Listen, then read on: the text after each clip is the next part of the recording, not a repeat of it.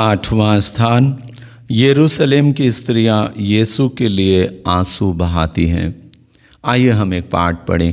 लूकस के अध्याय 23 में हम जाएं और वचन 27 से हम पढ़ें।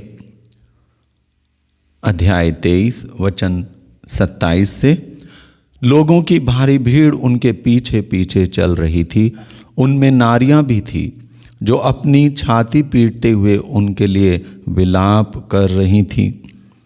ईसा ने उनकी ओर मुड़कर कहा, यरूशलेम की बेटियों, मेरे लिए मत रो, अपने लिए और अपने बच्चों के लिए रो, क्योंकि वे दिन आ रहे हैं जब लोग कहेंगे, धन्य हैं वे स्त्रियां जो बाँझ हैं, धन्य हैं वे गर्भ जिन्होंने प्रसव नहीं किया, और धन्य हैं वे स्तन जिन्होंने दूध नहीं पिलाया।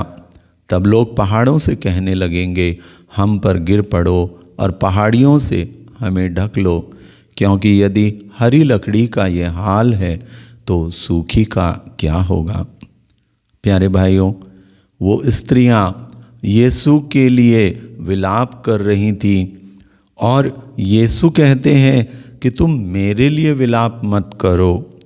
वास्तव में यीशु के ऊपर जितना दुख था वो तो हमारे ही पापों के कारण उस पर आ पड़ा था।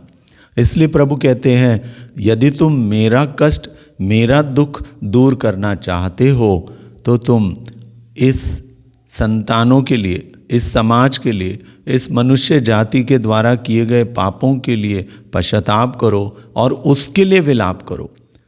प्रभु का वचन बार बार हमें बताता है कि हम पश्चाताप करें और हम अपने परिवार के, पुरखों के और इस समाज के द्वारा किए गए कुकर्मों के लिए, पापों के लिए हम पश्चाताप करते हुए प्रार्थना करें।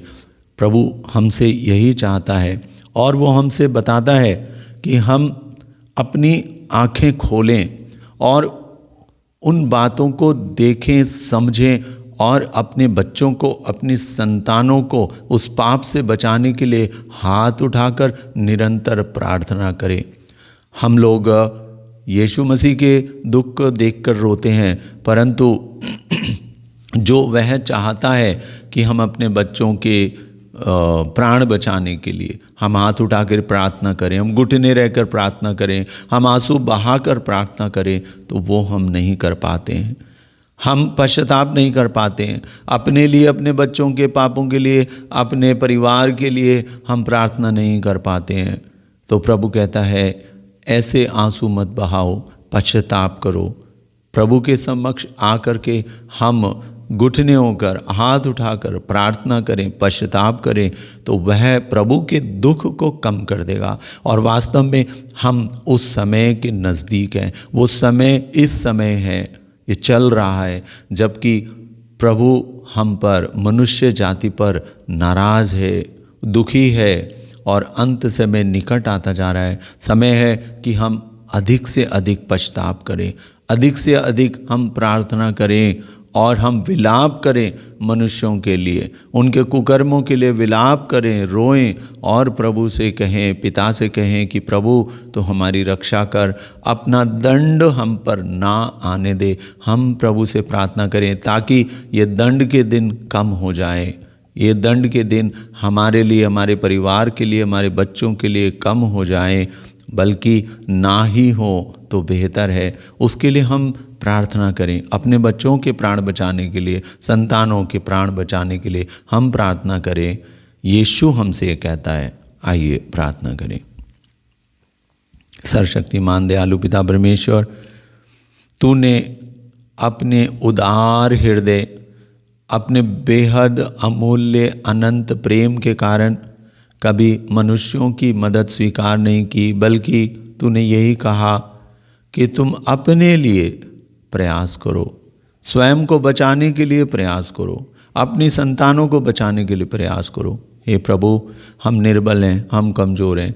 आज हमें वो शक्ति दे कि हम अपने हृदय से हम प्रार्थना कर सकें, अपनी आँखों से हम आंसू बहाकर प्रार्थना कर सकें, ताकि सच्चे हृदय से किए गए पश्चाताप के द्वारा हमारी प्रार्थनाओं के द्वारा इस संसार पर दया प्रकट हो, करुणा प्रकट हो, हमारी संतानें बचाई जाएं और शैतान के जबड़ों से ये बाहर आ जाएं, क्योंकि पाप के कारण सारा संसार इस समय शैतान की जकड़ में है।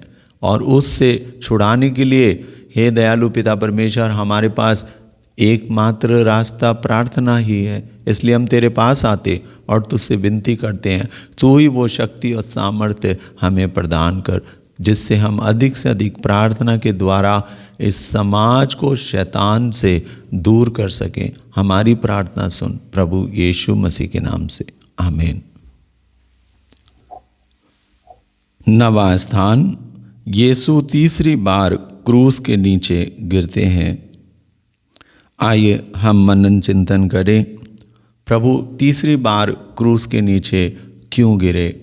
वास्तव में तो उनकी शक्ति पूर्ण रूप से समाप्त हो गई थी, इसीलिए प्रभु क्रूस के नीचे वहाँ गिरे। पर ये परिस्थिति, ये स्थिति कि यीशु को तीसरी बार गिरना पड़ा, क्यों आई? ये हमारे पाप के कारण आई, ये हमारी उन बुरी आदतों के कारण आई कि हम अपनी आदतों में इतने कठोर हो गए हैं कि हम एक बार नहीं 1000 बार उसी कार्य को करते हैं। हमें झूठ बोलने की इतनी आदत हो गई है कि हमारे मुंह से कभी सच निकलता ही नहीं है।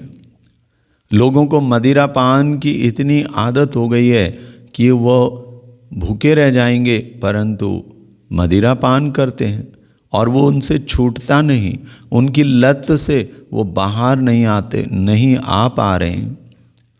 इस प्रकार हमारी बहुत सारी बुरी आदतें हैं जिनके कारण हम वासना के गर्त में डूबे हुए हैं और हम उसे, यहाँ तक कि प्रभु से दूर रहने के कारण हम उसे बुरा भी नहीं मानते हैं। अनेक बार हम उसी लत में हैं और हम उसमें प्रसन्न हैं, परंतु हमारी आत्मा दुखी है, हमारा शरीर चिंतित है, परंतु हम अपनी उस बुरी आदत से छुटकारा ना पाने के कारण हम वहीं फंसे हुए हैं।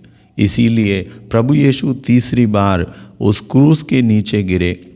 प्रभु का वचन कहता है कुरिन्थियों के अध्याय 12 और हम उसके वचन 8 से पढ़ते हैं कि हमारी दुर्बलता के कारण किस प्रकार प्रभु हमारी सहायता करता है।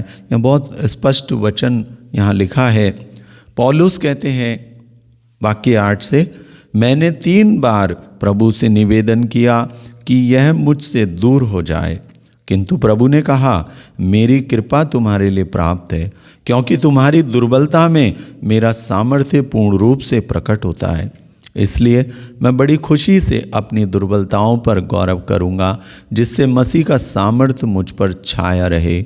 मैं मसीह के कारण अपनी दुर्बलताओं पर, अपमानों, कष्टों, अत्याचारों और संकटों पर गर्व करता हूँ, क्योंकि मैं जब दुर्बल हूँ तभी बलवान हूँ।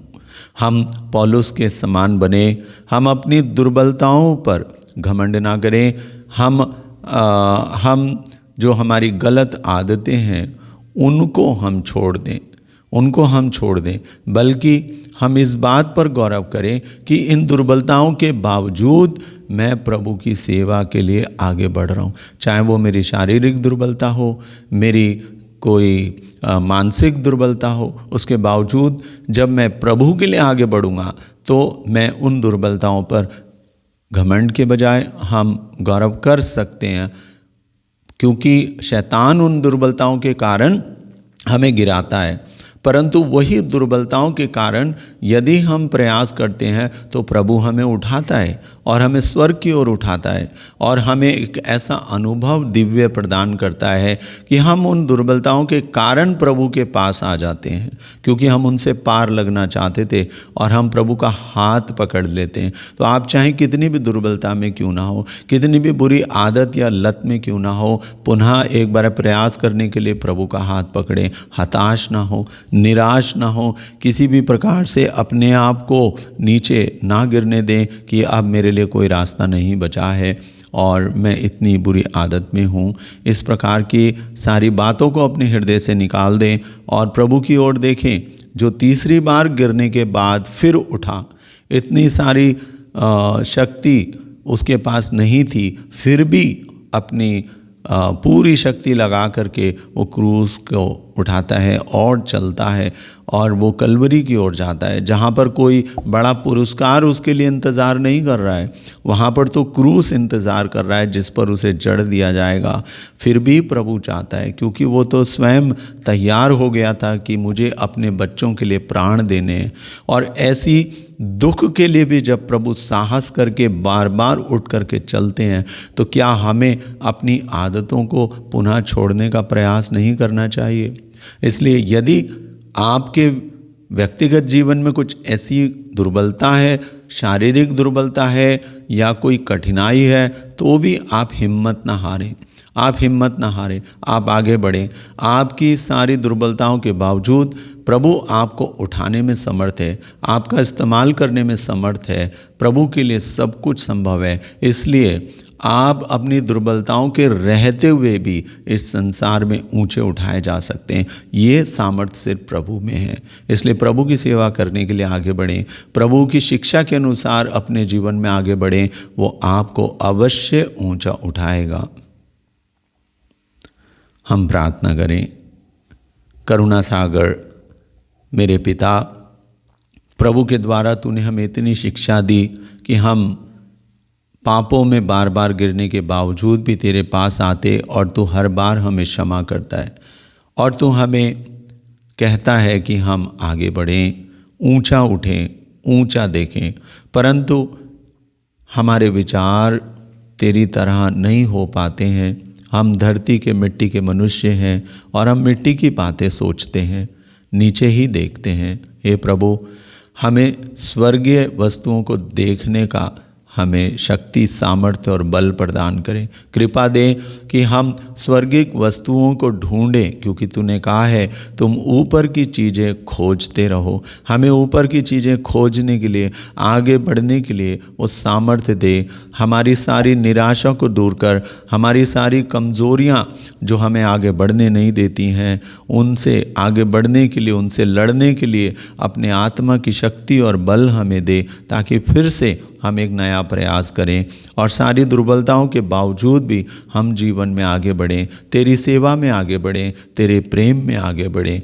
ये हमें कृपा प्रदान कर। मुझे और मेरे परिवार को सदा तेरी कृपा मिलती रहे, ये मैं प्रार्थना करता हूँ यीशु मसीह के नाम से, आमीन। 10वां स्थान, सिपाही यीशु के वस्त्रों को उतारते हैं।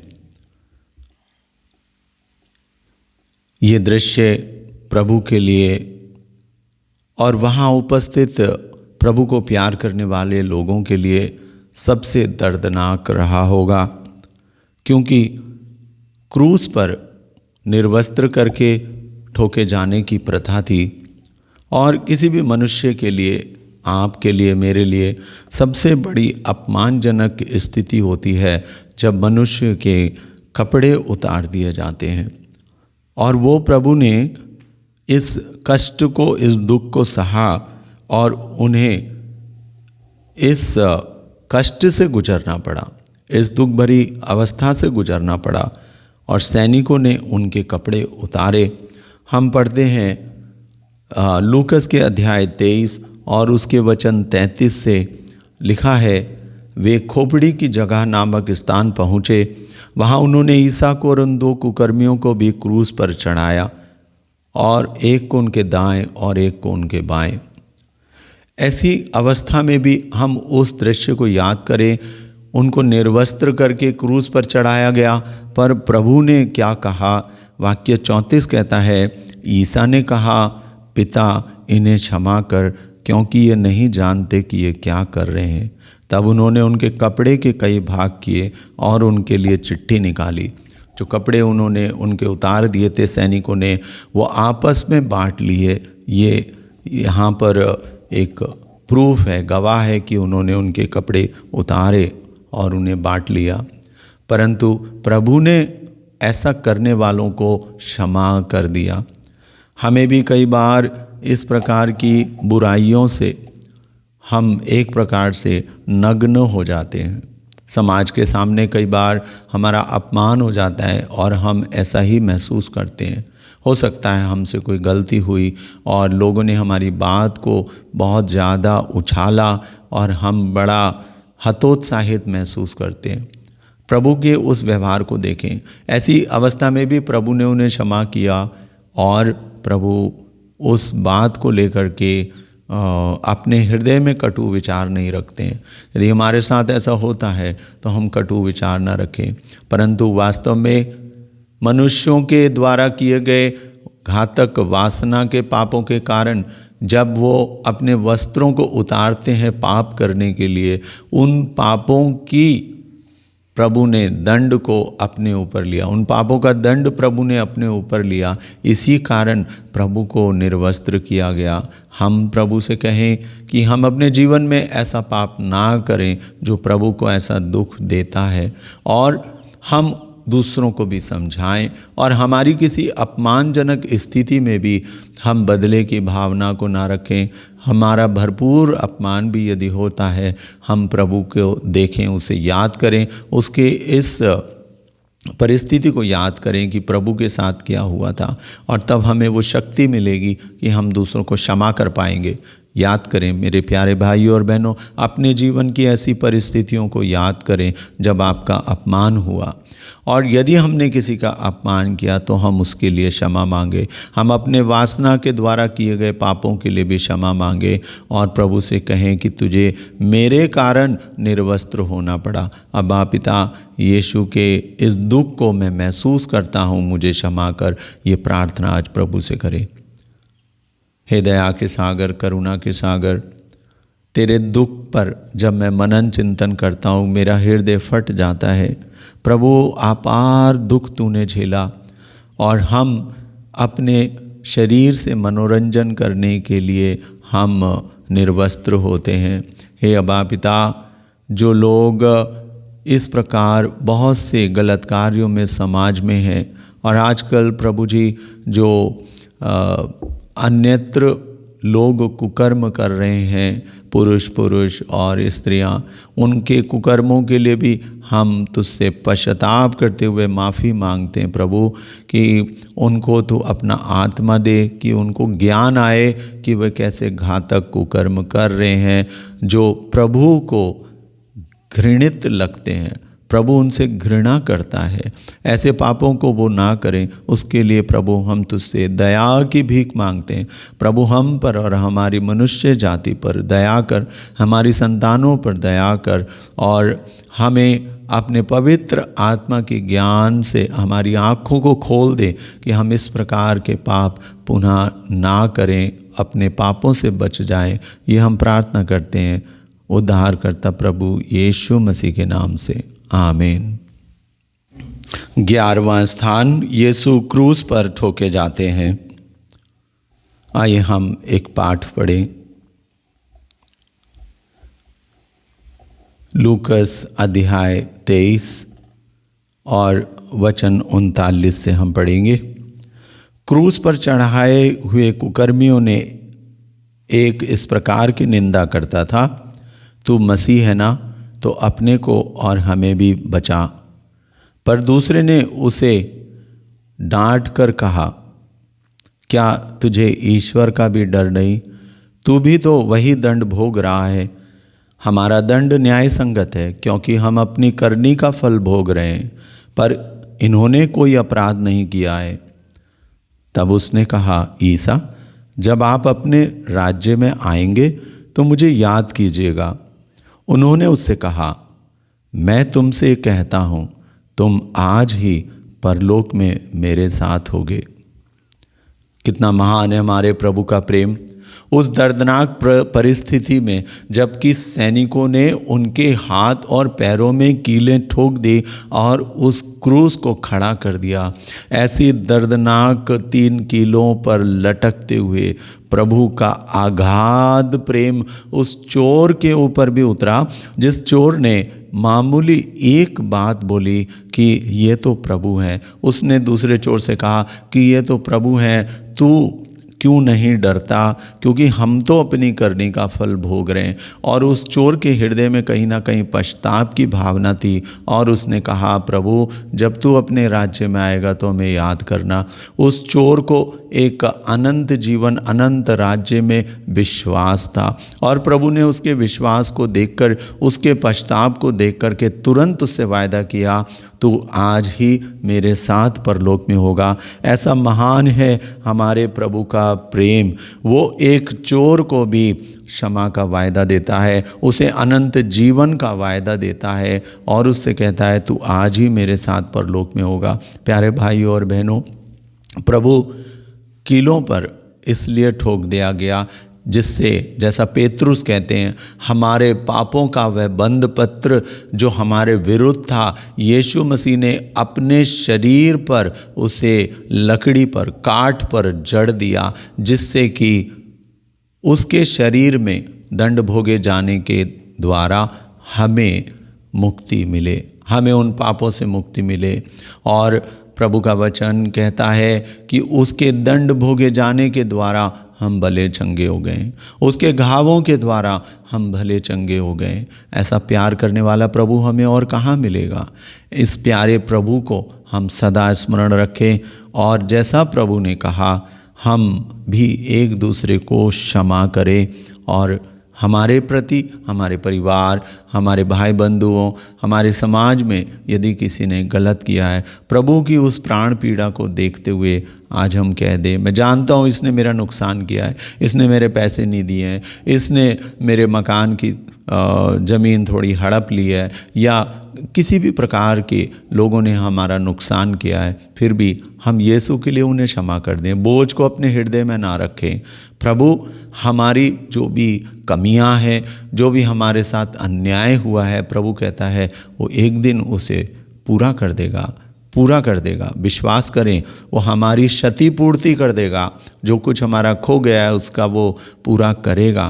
पर हमारा कर्तव्य है कि हम विश्वास के साथ उन सभी लोगों को क्षमा कर दें जैसे प्रभु यीशु ने क्षमा किया है। आइए हम प्रार्थना करें।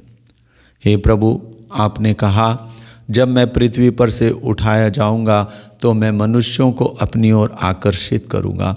हे अब्बा पिता, प्रभु यीशु ने अपनी महान करुणा और दया से हमें अपनी ओर आकर्षित किया, मनुष्य जाति को पिता ईश्वर की ओर आकर्षित किया है।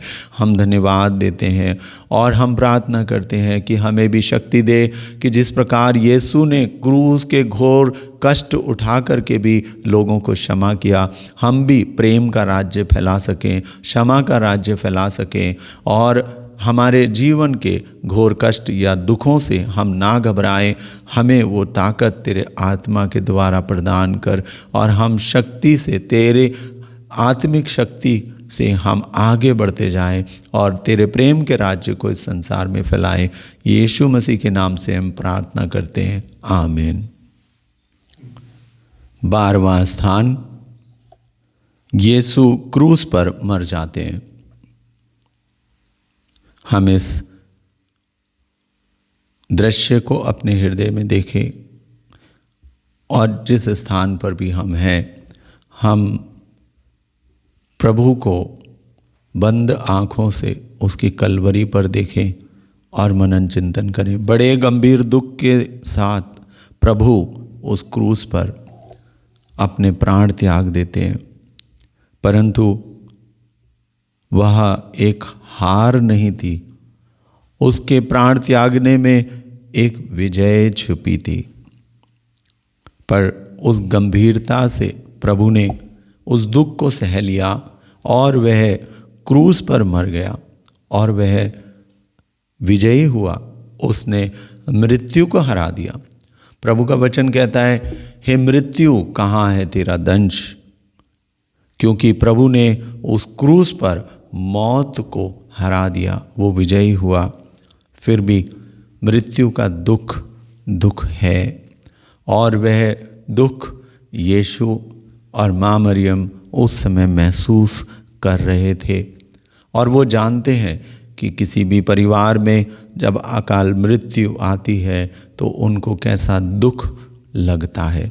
हमारे दुख में वो सांत्वना देने वाले प्रभु हैं, क्योंकि उन्होंने वही दुख भोगा है। हो सकता है हमारे परिवार में किसी की अकाल मृत्यु हुई हो और हम उसके लिए दुखी हों, तो प्रभु से हम सांत्वना मांगें, उसके क्रूस के द्वारा हम सांत्वना मांगें, क्योंकि जो भी कुछ घटित हो गया है उसे पूरा करने में, उसकी पूर्ति करने में ईश्वर सक्षम है। किस तरह से ईश्वर करेगा हम नहीं जानते, परंतु ईश्वर हर चीज़ की भरपूरी करने का सामर्थ्य रखता है।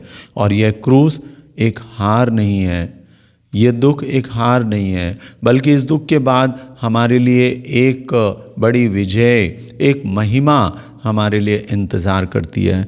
हम एक वचन पढ़ते हैं एफेसियों के अध्याय 2 और उसके वचन 14 से हम पढ़ें, और क्रूस के विषय में यहाँ लिखा है, वही हमारी शांति है। क्रूस ही हमारी शांति है। वचन कहता है, उन्होंने यहूदी और गैर यहूदियों को एक कर दिया है, दोनों में शत्रुता की जो दीवार थी उसे उन्होंने गिरा दिया है, और अपनी मृत्यु द्वारा विधि निषेधों की संहिता को रद्द कर दिया। इस प्रकार उन्होंने यहूदियों तथा गैर यहूदियों को अपने से मिलाकर एक नई मानवता की सृष्टि की और शांति स्थापित की है। उन्होंने क्रूस द्वारा दोनों का एक ही शरीर में ईश्वर के साथ मेल कराया और इस प्रकार शत्रुता को नष्ट कर दिया है। हालेलुया। प्रभु यीशु ने उस क्रूस के द्वारा हमारा ईश्वर से मेल करा दिया है और इस प्रकार हमें एक नई विजय का द्वार प्रदान किया, एक नया जीवन हमें प्रदान किया है। इसलिए कभी भी क्रूस को मृत्यु का चिन्ह नहीं बल्कि विजय का चिन्ह माने।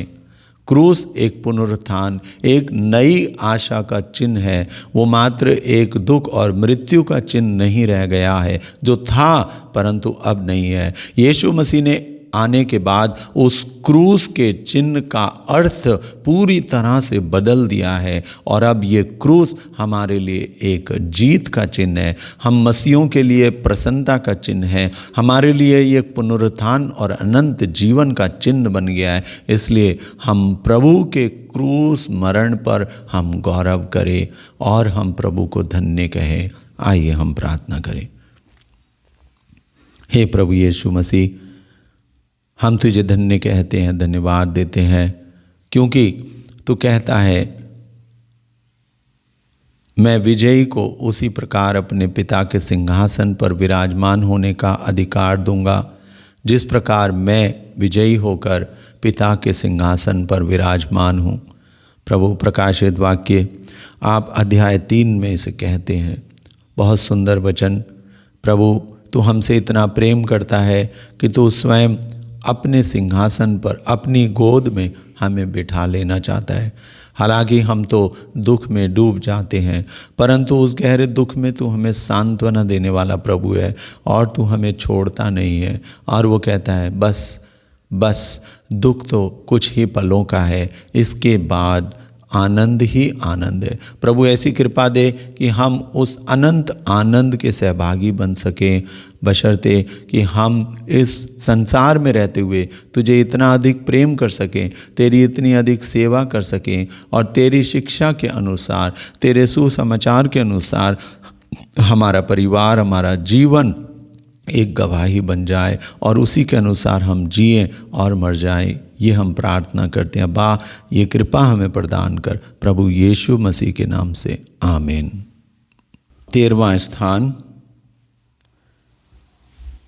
यीशु क्रूस पर से उतारे जाते हैं। हम उस शोकातुर माँ को याद करें। प्रभु यीशु की शव को क्रूस पर से उतारते हैं और यीशु की माँ मरियम की गोद में उनके शव को रखा जाता है। उस समय वो क्या दृश्य था, और वह माँ जो सब कुछ जानती है, यीशु ने क्या कहा है, कैसा जीवन जिया है और कितना दुख प्रभु को दिया गया, उसके मृत शरीर को देखती है जो कोड़ों की मार से चिथड़े हो गया है, खून से लथपथ है।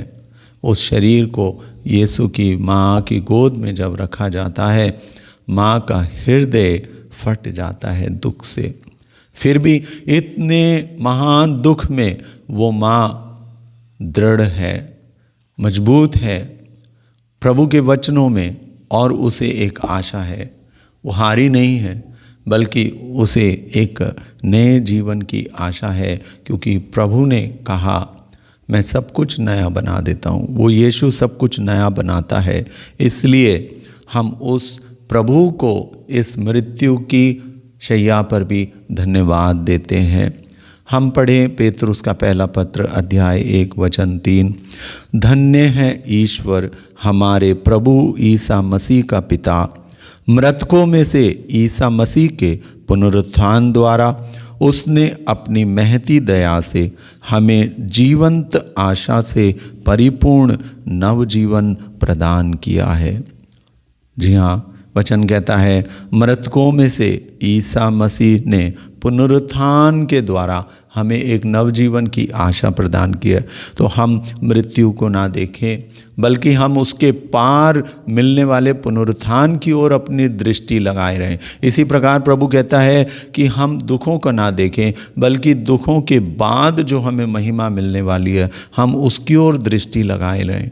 इसलिए जब हम प्रभु के लिए कार्य करते हैं, उस समय जो हमें परेशानी, दुख, संकट या सहना पड़ता है, हम उसे ना देखें। प्रभु कहता है उसके बाद जो महिमा आने वाली है, उस कार्य का जो परिणाम होने वाला है, और जो खुशियाँ और आनंद प्रभु देने वाला है, उस पर हम अपनी निगाहें लगाए रखें, और प्रभु हमें एक नया जीवन प्रदान करेगा। इसलिए कि प्रभु ने हमारे लिए इस जीवन में महान कार्य उत्पन्न किए। प्रभु ने हमें ये आशा और दृढ़ता और हमें एक नया गौरव प्रदान किया है, क्योंकि यीशु मसीह से पहले कभी कोई पुनर्जीवित नहीं हुआ। ये पहली बार था कि प्रभु यीशु मृतकों में से जीवित हुए, जो कभी किसी को पता नहीं था। इसलिए हम प्रभु को स्मरण करते हुए प्रभु से कृपा मांगे कि प्रभु उस अनंत जीवन की आशा और उसके लिए वो दृढ़ विश्वास, पुनरुत्थान के जीवन के प्रति एक दृढ़ विश्वास हमें प्रदान कर। इसके लिए हम प्रभु से प्रार्थना करें।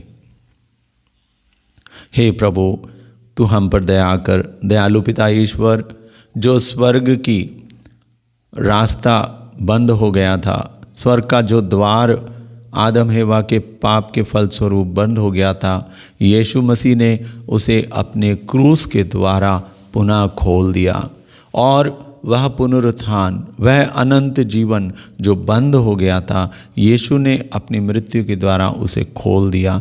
हम तुझे धन्यवाद देते हैं, यीशु मसीह के लिए धन्यवाद देते हैं, जिसने हमारे लिए इतना कष्ट और दुख उठाया, और उसके प्रेम के कारण हम ये प्रतिज्ञा करते हैं। प्रभु ईश्वर, हमें वो शक्ति दे कि हम सदा यीशु को प्रेम करते रहें, और स्वयं अपने लिए और दूसरों के लिए मुक्ति का कारण बन जाएं, और सबों को पुनरुत्थान की आशा हमारे जीवन के द्वारा, हमारे कर्मों और वचनों के द्वारा दिखाई पड़े, जिसका वायदा यीशु मसीह ने किया है। इसके लिए तो हमें अपनी शक्ति, बल और कृपा प्रदान कर, यीशु मसीह के पवित्र नाम से मांगते हैं, आमीन। 14वां स्थान, यीशु कब्र में रखे जाते हैं। आइए हम मत्ती का सुसमाचार अध्याय 27 वचन 57 से पढ़ें। संध्या हो जाने पर अरमतिया का एक धनी सज्जन आया, उसका नाम यूसुफ था, और वह भी ईसा का शिष्य बन गया था। उसने पिलातुस के पास जाकर ईसा का शव मांगा, और पिलातुस ने आदेश दिया कि शव उसे सौंप दिया जाए। यूसुफ ने शव ले जाकर उसे स्वच्छ छालटी के कफन में लपेटा और अपनी कब्र में रख दिया, जिसे उसने हाल में चट्टान में खुदवाया था, और वह कब्र के द्वार पर बड़ा पत्थर लुढ़का कर चला गया। मरियम मगदलेना और दूसरी मरियम वहाँ कब्र के सामने बैठी हुई थी। ये उस समय की बात है जब यीशु के पुनरुत्थान के विषय में लोगों को संदेह था, क्योंकि प्रभु ने तो 3 बार भविष्यवाणी की थी कि मेरा क्रूस पर मारा जाना होगा और दफनाया जाना होगा, पर मानव पुत्र तीसरे दिन बड़ी महिमा और विजय सहित जी उठेगा। पर संदेह था, क्योंकि दुनिया में कभी ऐसी कोई बात हुई नहीं थी, इसलिए वो नहीं समझ पा रहे थे कि किस प्रकार प्रभु जीवित पुनर्जीवित होंगे, पुनरुत्थान होगा। ये शिष्यों के समझ से, सभी के समझ से बाहर था, इसलिए सब दुखी थे और बड़े दुख में उस समय वो कब्र से विदा होते हैं। पर ये कब्र वास्तव में हमारे लिए एक पुनरुत्थान का चिन्ह बन गई। वो दुख का स्थल नहीं, बल्कि आज तक प्रभु की कब्र पर लोग जाते हैं और वो खाली है, क्योंकि पास्का हो चुका है, पुनरुत्थान हो चुका है और हम पुनरुत्थित ईस्टर क्रिश्चियन हैं।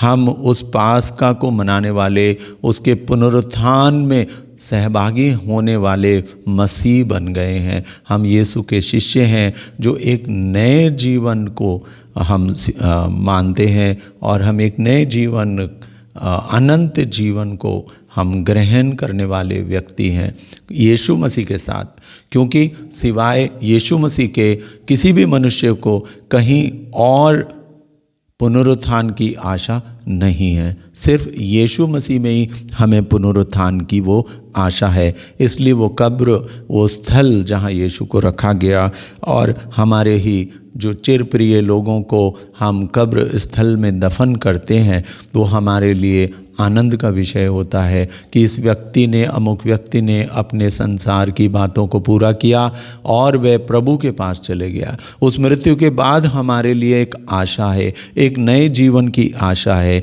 हम वचन पढ़ें, पेतरुस का पहला पत्र अध्याय 1 वचन 6, आप लोगों के लिए बड़े आनंद का विषय है।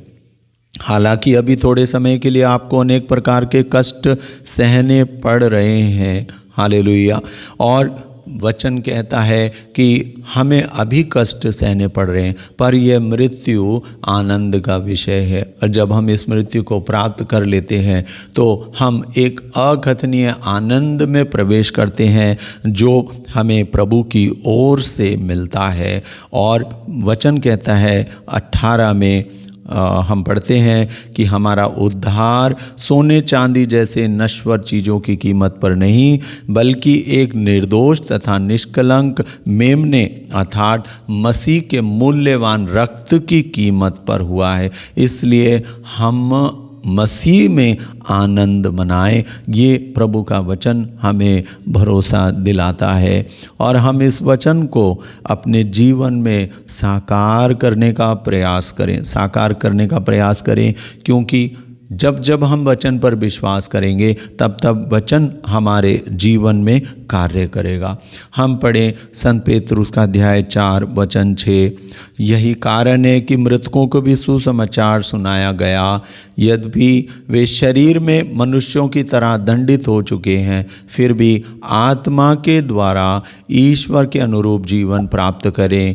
वचन 7 से लिखा है, सृष्टि का अंत निकट आ गया है, आप लोग संतुलन तथा संयम रखें जिससे आप प्रार्थना कर सकें। और वचन 10 बहुत विश्वास के साथ कहता है, जिसे जो वरदान मिला है वह ईश्वर के बहुविध अनुग्रह के सुयोग भंडारी की तरह दूसरों की सेवा में उसका उपयोग करता रहे। तो प्रभु के वचन से हमें शिक्षा मिली है कि हम मृत्यु से घबराएं नहीं। सब कुछ मृत्यु के साथ अंत नहीं हो गया है, एक नया जीवन है, एक नई शुरुआत है, एक नई जिंदगी है और हम इस समय सृष्टि के उस अंत समय में रह रहे हैं। प्रभु कहता है एक सुयोग्य भंडारी की तरह हम अपना कर्तव्य, अपना कार्य करते जाएं और मुख्य बात यह है कि आपको वह आत्मिक आनंद, वो एक पुनरुत्थान का जीवन प्राप्त होने वाला है। इस विश्वास में हम अपने जीवन को चलाते रहें, एक दूसरे की सहायता करते रहें, ढाढ़स बंधाएं, हिम्मत दें, अपने भाइयों को, अपने परिवार को हम इसी प्रकार प्रभु के साथ प्रार्थना में बढ़ते हुए आगे ले चलें, उस आशा में, उस पुनरुत्थान की आशा में, उस अनंत जीवन की आशा में। यही हमारे प्रभु यीशु क्रिस्त का मूल संदेश है। हम उसे अपने हृदय में ग्रहण करें। प्रभु, आइए हम प्रार्थना करें। हे प्रभु, तूने जो हमें संदेश दिया अनंत जीवन का, हम उस अनंत जीवन को अपने जीवन में प्राप्त कर सकें। प्रभु हमारे जीवन को ऐसा बना दे कि हमें महसूस हो कि प्रभु हमें एक महान पुरस्कार प्रदान करने जा रहा है।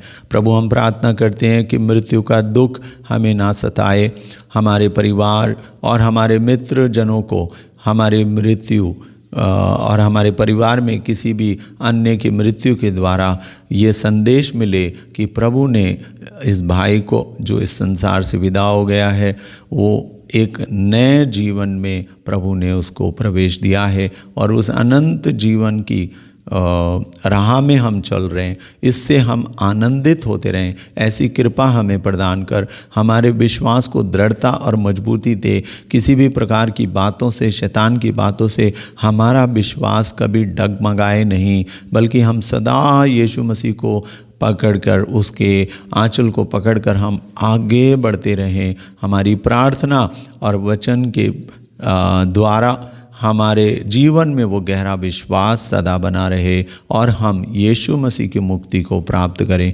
जैसा वचन कहता है, जिसने विश्वास किया वो और उसका घराना उद्धार पाएगा। मैं और मेरा घराना उद्धार पाए तुझ में विश्वास करने के कारण। हे प्रभु यीशु मसीह, मेरी प्रार्थना सुन। आमीन।